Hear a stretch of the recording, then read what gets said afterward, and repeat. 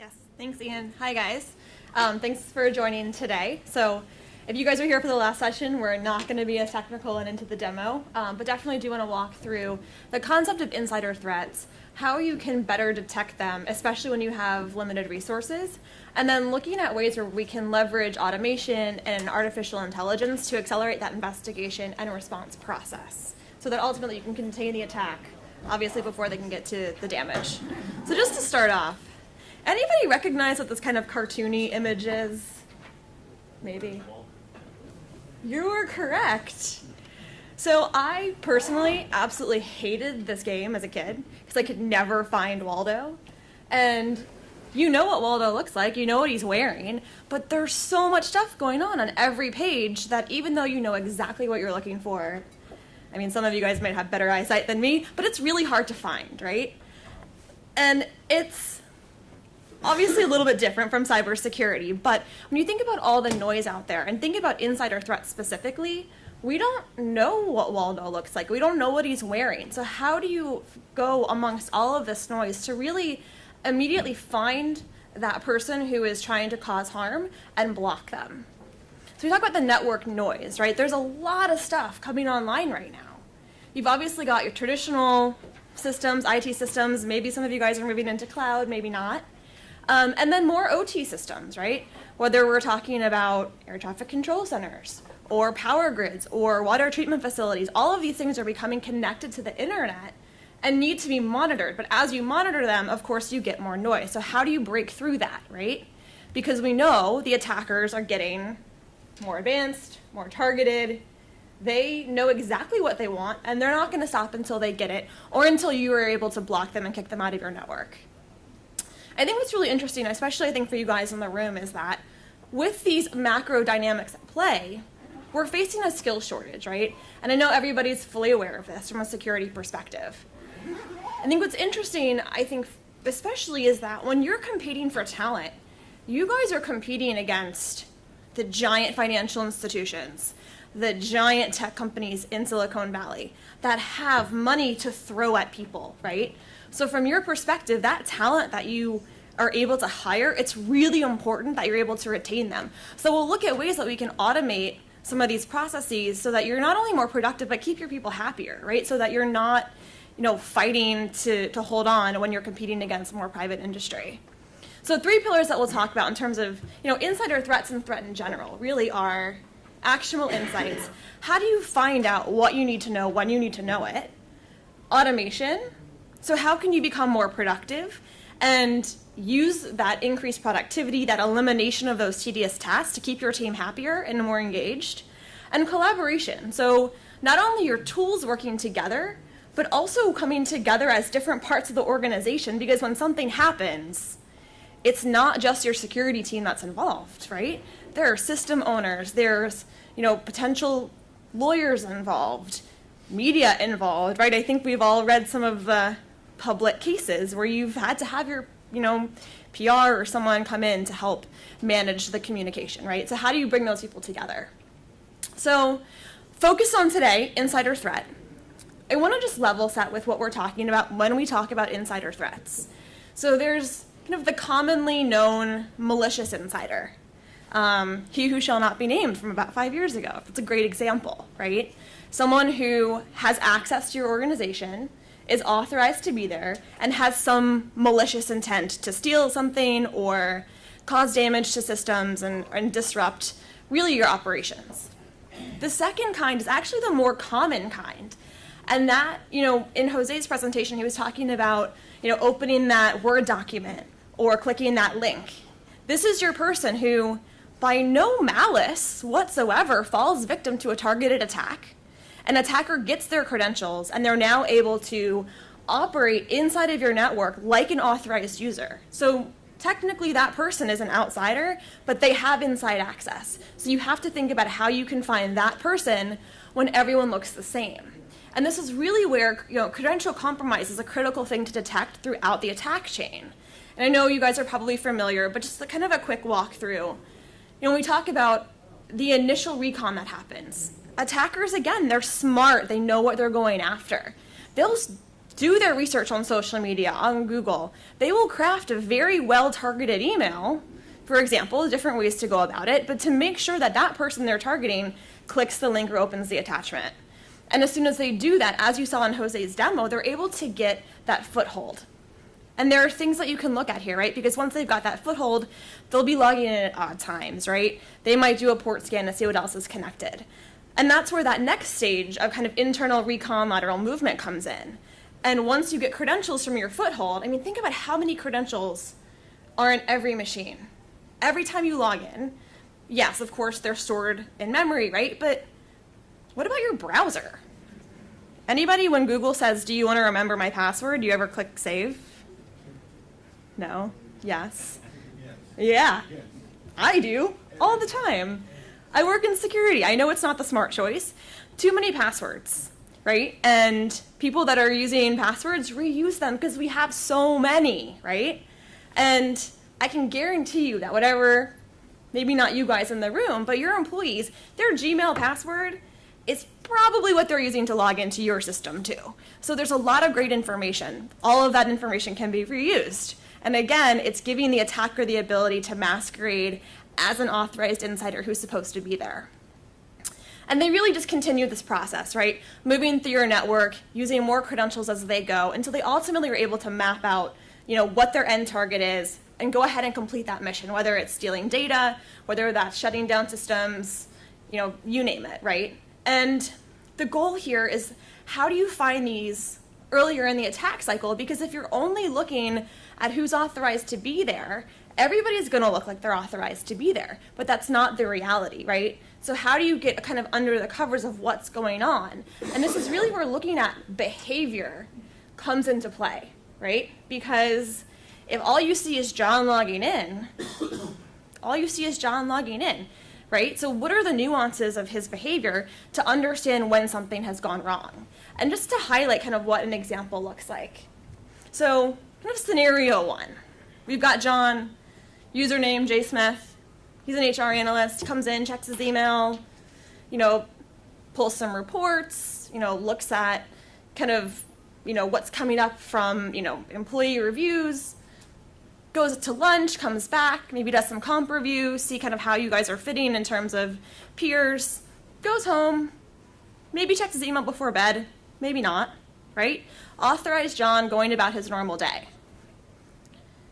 So what if we've got John, who is your HR analyst, but also your political activist, and something that you have done he is not happy about, and he wants to expose that to the media, right?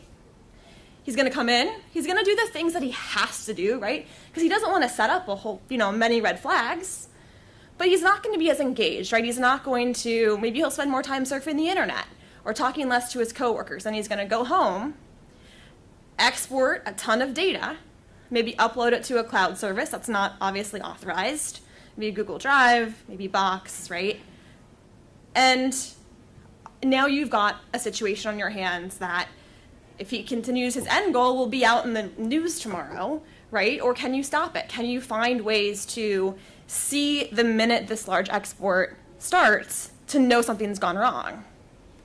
And then, of course, we've got, your foreign actor who's compromised John, right? So you're still going to see your normal activity because he's going about his day, but you're also going to see, probably late at night, maybe in the business hours of another country, things like John logging in and running PowerShell. That's not normal, right? Or running a port scan, using privileges he's never used before, accessing systems that he's never used before.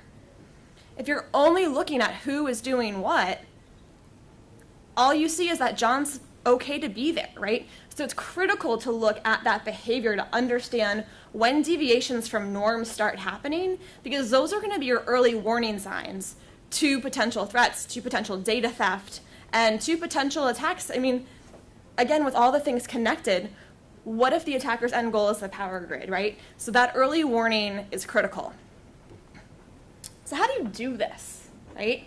And as Jose was showing earlier, he was showing QRadar, and there's definitely different tools out there, but use the data that you have and get actionable insights from that data. So by collecting information across the environment, from your endpoints, from your network, from your users, from cloud services, right? Comparing that data in real time against things like vulnerability information, threat intelligence, because you obviously need to find those known threats, but also look at anomalies, things that deviate from the norm, so that you can find those unknown threats, right? And pull all that information together, because you want to be alerted to the potential incident, right? And if you think about a potential incident, there's going to be 10, 20, 50 individual events that are part of that. You don't want to be alerted to every single one of them. That doesn't do you a lot of good, because now you're going to have to go back and figure out what's related to what. Is this really something I should care about, right? You need to be alerted to that incident and have all of that information at your fingertips so that you can start investigating and have that so you can judge with a more clear lens how severe this potential threat is and if it's something you need to respond to. So the whole goal is to transform these individual alerts into actionable insights on real threats. And that's really what our goal, especially on the QRadar side, really is to help our customers do on a regular basis. So when we put this in context of the insider threat, just an example of a couple things to look for. At different stages of the kill chain, there are going to be different, activities to monitor. Starting at the very beginning, at the initial foothold, when is that user logging in, right? They're probably logging in from the office during the day, maybe over the VPN around 7, 8 o'clock at night, but they're not logging in at 3 a.m.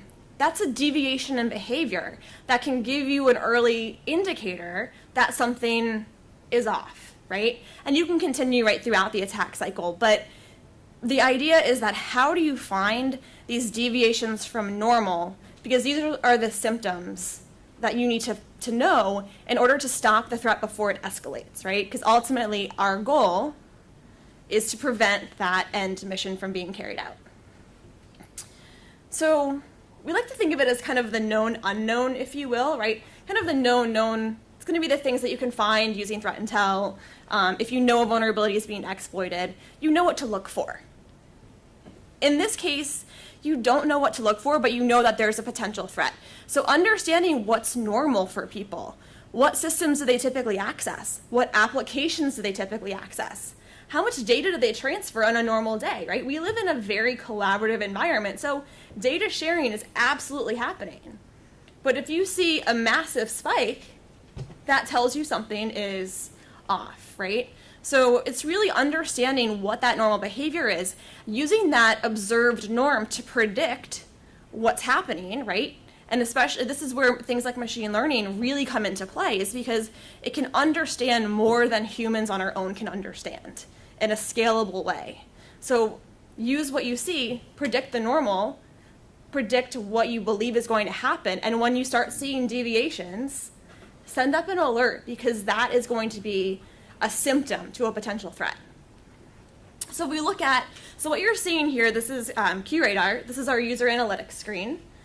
And here you can see your highest risk users. When we talk about offenses, you can also see kind of the alerts that your users have been involved in. And this is a really great tool because your high risk users are likely those people that have, in many cases, been compromised, and the ones you need to worry about. We actually have, this is interesting, we actually have a financial institution company. They're using this, and they've actually changed their security operations process so that once every hour, one of their analysts looks at this screen and looks at their highest risk users. And they've luckily not found real attacks, but what they have been able to do is that since they've put this in place, every time their red team has tried to attack them, they found the red team right away. To the point where they actually thought that the red team was colluding with the blue team, which is kind of an interesting fact though, right? Because attackers like to use the things that are supposed to be there to stay hidden, right? So we dive in, right? If you're looking at what your user activity is and you see a high-risk user, there's a likelihood, right, that maybe that person changed jobs, changed roles, changed, departments, and their behavior has changed for a real reason. But there's also the likelihood that they haven't. So if you drill into any of these users, you can see what events have caused that spike.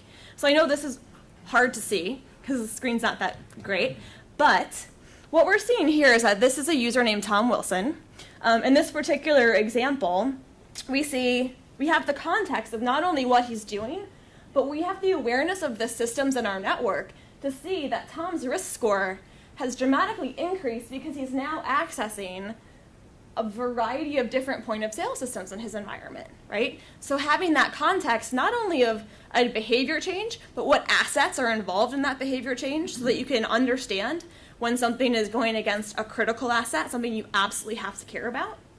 So kind of an easy way to see within just a click of what's really the context of the situation. So now you know, at this point, you likely have a real threat, right? Tom's probably not accessing 29 different point of sale systems. It's strange, right? It's probably someone who is using Tom's access. So how do we start to investigate, right? And if we look at what's the next step, it's trying to grab all of those indicators of compromise that we can find, understand the context in our environment, what other systems are involved, what other users might be involved, and absolutely identifying what critical systems and what highly privileged users, right? Because those are going to be the things that, either will cause the most damage, or if from a privileged user perspective, have access to everything and they can kind of go anywhere. And this process takes time. It takes a lot of time. You have to gather, from each individual event, did you see a file hash? Did you see an IP address? Was there a URL? It's extremely manual today. And it's really delaying that time to response. And for every minute that you're delaying your time to response, that attacker's inside your network. So how do we accelerate this so that we can make action or make decisions and react faster? So this is where AI can really come into play. And I know everyone kind of throws around the words AI, throws around the word Watson, right? What does that really mean? Everybody uses it differently. It's important to understand the how. So the way that we're leveraging Watson technology is with what we call Watson for cybersecurity. It's essentially a massive cloud that is being trained on a regular basis, is crawling the internet on a regular basis, looking for security research, security blogs, threat intelligence, information coming in from the dark web. And because of the cognitive intelligence of this technology, it's able to make connections between different things to the same extent that a human would. So if we see, let's say 4 different threat reports, all of which are tied to the same, let's say, Eastern European cybercrime ring, but each of those 4 different reports have different, let's say, C2s involved or file hashes involved, we as a person can reasonably assume that if, even though those 2 reports contain different pieces of data, those different pieces of data are actually connected, right? So when it comes to an investigation perspective, it's extremely valuable because you can now get extra context about what you're seeing in your environment, and you can do it within minutes or seconds. So kind of looking at how this works in practice, so QRadar is your kind of core kind of SIM security analytics solution, collecting all that information, finding those potentially, high-risk threats, anomalies. When you see that, there's a layer called advisor in between. All that really means is that this is where, when that alert happens, we can pull those indicators that we've seen and send them out to the Watson for Cybersecurity Cloud, where it can say, all right, I know what this is, because these indicators you sent me, I know to be associated with, this, let's say, nation-state group out of X country. And I also know that these aren't the only indicators that are associated with them. Here's 20 more. So go look in your environment to see if you found them, because this might not be the only thing you need to care about. Because attackers, again, they want to get in however they can get in. So they're probably trying multiple angles, right? So in this example, going back to Tom, we send out the indicators of compromise associated with the abnormal access to point of sale systems, and what we come back with is that, okay, so Watson's found this, we found 51 observables in this offense, and we also found 34 new ones that you should care about. And by the way, we think it's potentially related to Black POS or crypto wall ransomware. Now you know what the likely end goal is. right? So you know where to focus your attention, which is critical because you don't want to go on kind of a wild goose chase when time is of the essence.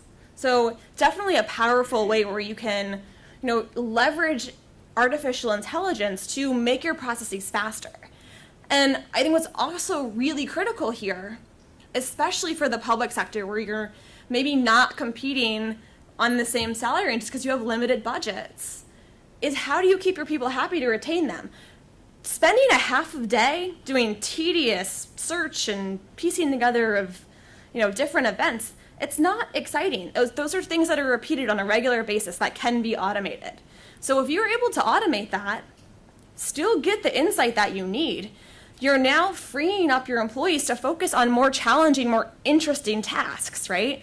And you're keeping your team engaged. And from an HR and retention perspective, that's major, right? And going into a couple of years where we're going to have a skill shortage, it's critical to keep your people happy as well. So the third component that we talk about is collaboration. So, this is kind of the technology piece, but think about it also from a people and a process piece, right? When something happens, who do you need to engage? Think about this ahead of time, right? And make sure that those people are aware of what their responsibilities are going to be and practice it. Practice it, practice it, practice it.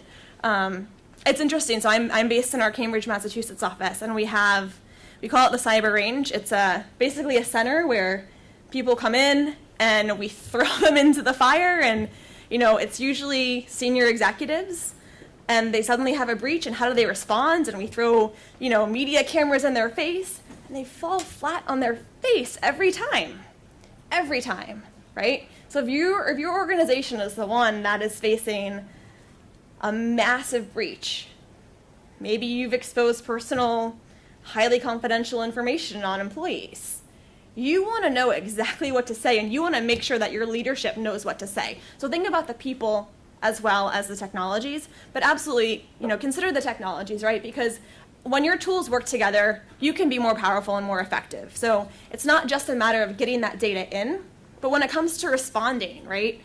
Are there things that you can automate from a containment perspective, particularly when it comes to insider threats?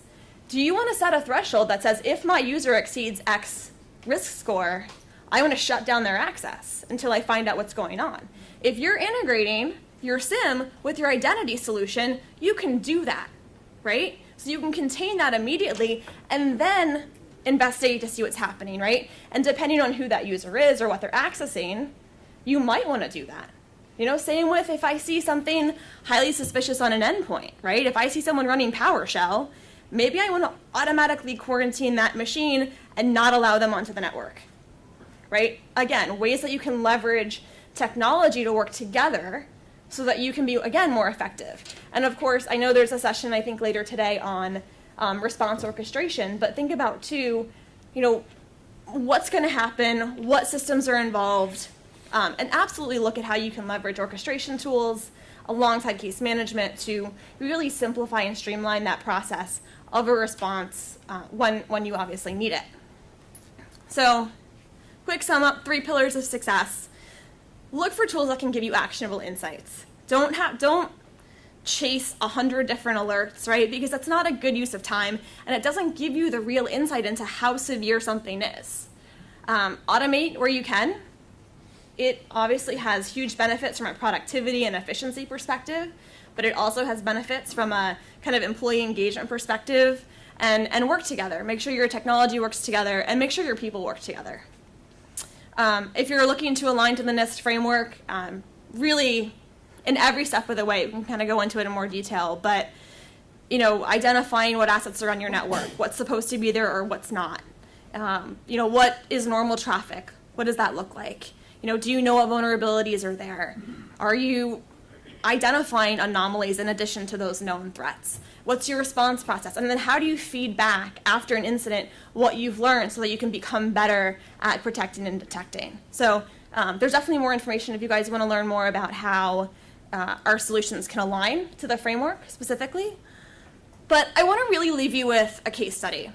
So this is a company, they're actually a technology company out of Europe.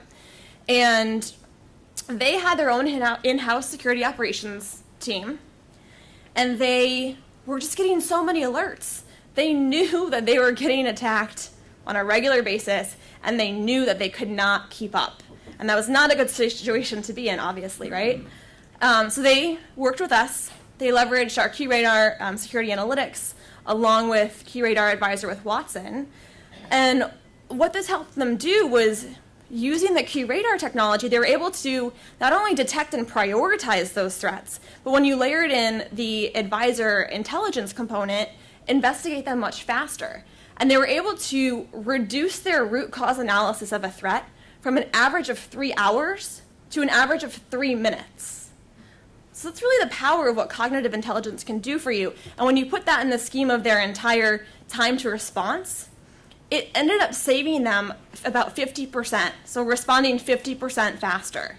And now they're in a position where they know what threats are coming in, and they're actually able to address them. So they have a better security posture, and those foreign adversaries that they know have been attacking them for years, they're finally able to block before they're able to do anything.